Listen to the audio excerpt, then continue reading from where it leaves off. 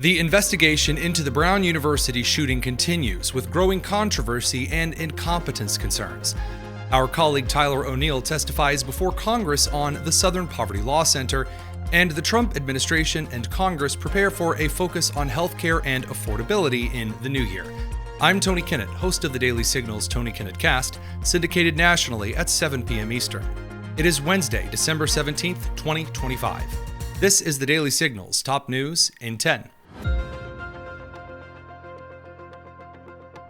Now 4 days after the horrible shooting taking the lives of 2 and injuring 7 at Brown University's engineering building, the leadership in Providence, Rhode Island, from political officials and university officials to the police department, have been met with considerable concern over incompetence, including statements now from Police Chief Lopez suggesting that they do and do not have videos from inside or outside of buildings. So the video that we showed you came from inside the building, and that's all we had at the moment. That's all we have at this moment. Correct. Inside the engineering building, though? I'm sorry? It's from the outside of the building. From the outside, so do you have video from Yes. inside the engineering building? Both inside and outside. I'm sorry, just outside. That's all we have, not inside. No. I'm sorry, just outside. Rhode Island's Democrat Attorney General Corona making the case that there are not enough cameras in older parts of this particular building in which the shooting took place. It doesn't come as a surprise to me, at least, that there are cameras in the newer part of the building. And there is video footage, okay? So there's the back part of the building, old part, and front part, new part. The shooting occurs in the old part, towards the back, up towards Hope Street. In that older part of the building, there are fewer, if any, cameras in that location. I imagine because it's an older building. And at the same time, the Attorney General criticized both individuals that are calling in tips and issuing concerns, other officials around the country, and the media for criticizing the lack of video shown to the public. There is no footage, I'll try to say it again, there is no footage that depicts this individual that would be useful in identifying him that we have not released to you. And I think you can tell from, frankly, the not very helpful quality of the initial footage that our standard is pretty low. If we thought it was at all helpful, we would have and will release it. Brown University President Christina Paxson also criticized the American people for wondering about the motive of the shooter.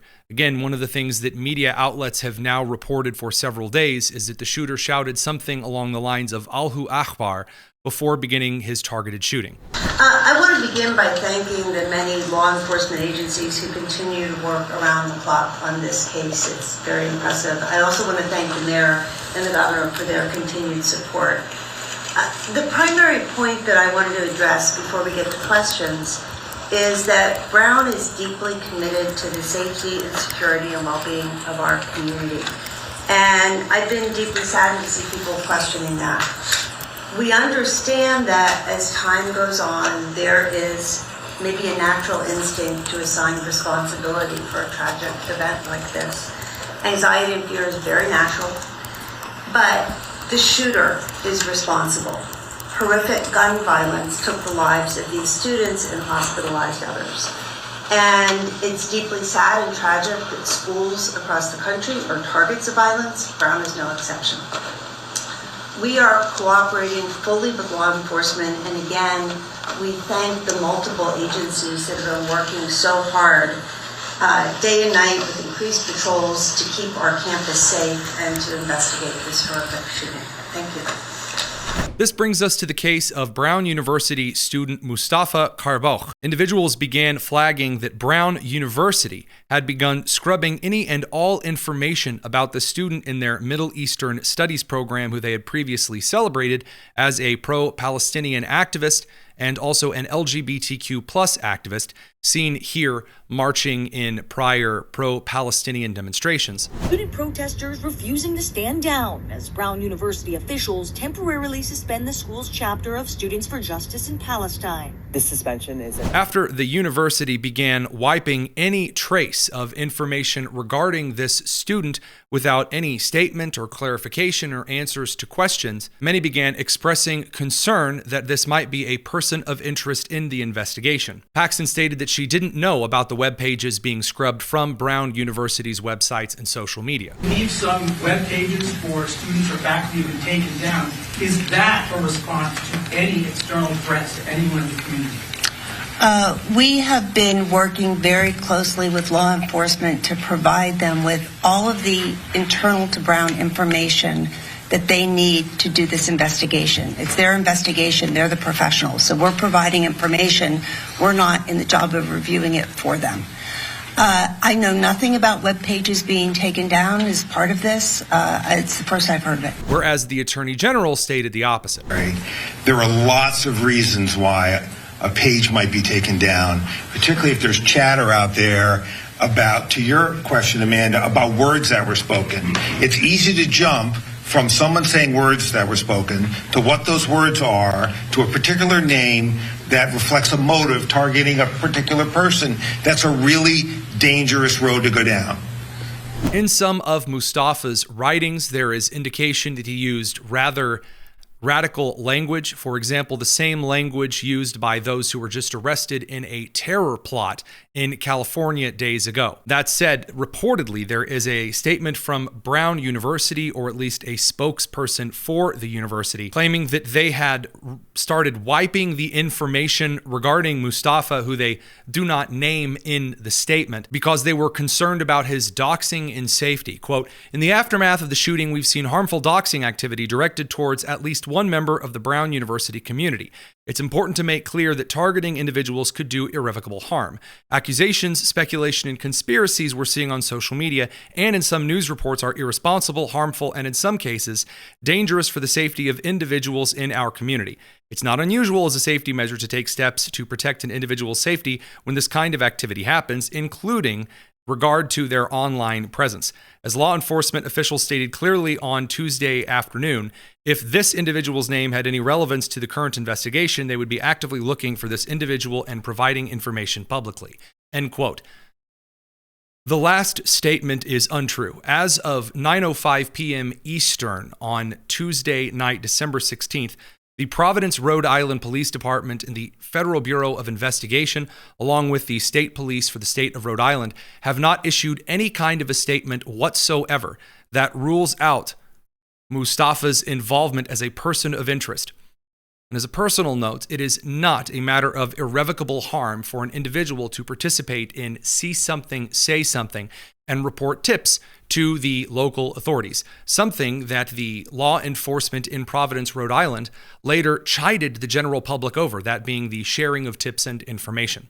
There's a lot more to this particular story. You can check out last night's episode of the Tony Kinnett Cast, and of course, check out our episode today at 7 p.m. Eastern for a few more updates on this particular situation. Meanwhile, our colleague Tyler O'Neill, our senior editor over at the Daily Signal, testified before the House Judiciary Committee yesterday in a hearing on the Southern Poverty Law Center's influence. O'Neill has done considerable work outlining the SPLC's network of funding and their level of influence in ensuring that conservative organizations and family-based organizations are targeted alongside those of radical groups in the United States. Here's a bit from his testimony. Imagine that an organization notorious for comparing mainstream conservatives and Christians to the Ku Klux Klan, which inspired a literal domestic terror attack and has ties to Antifa, advised the federal government on how to counter the domestic terrorism threat. And finally, the Trump administration and Congress are preparing for a new focus on healthcare and affordability in the new year. Our Elizabeth Mitchell got a chance to talk with Vice President J.D. Vance about the administration's focus on healthcare after Congress gets back from its little Christmas break.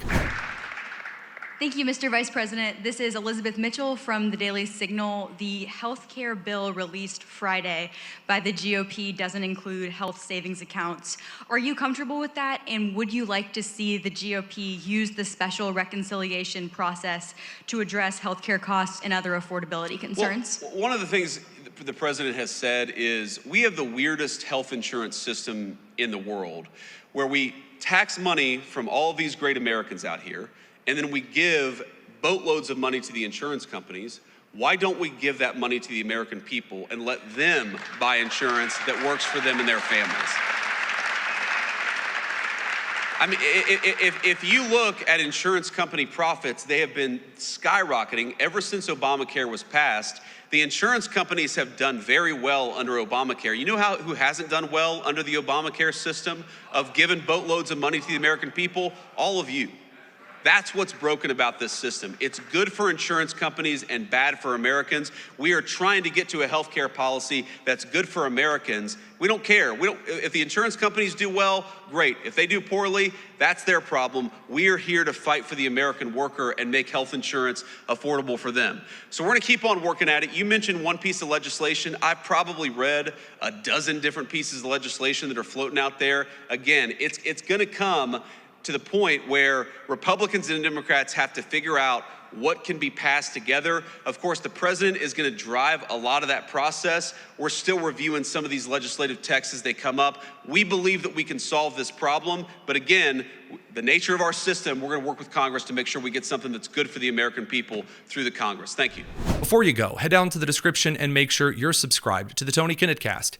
And join us tonight at 7 p.m. Eastern for a roundup of the day's news and nonsense before the President of the United States addresses the nation at 9 p.m. Eastern on prime time. I'm Tony Kinnett, and this has been the Daily Signal's top news in 10. Take care.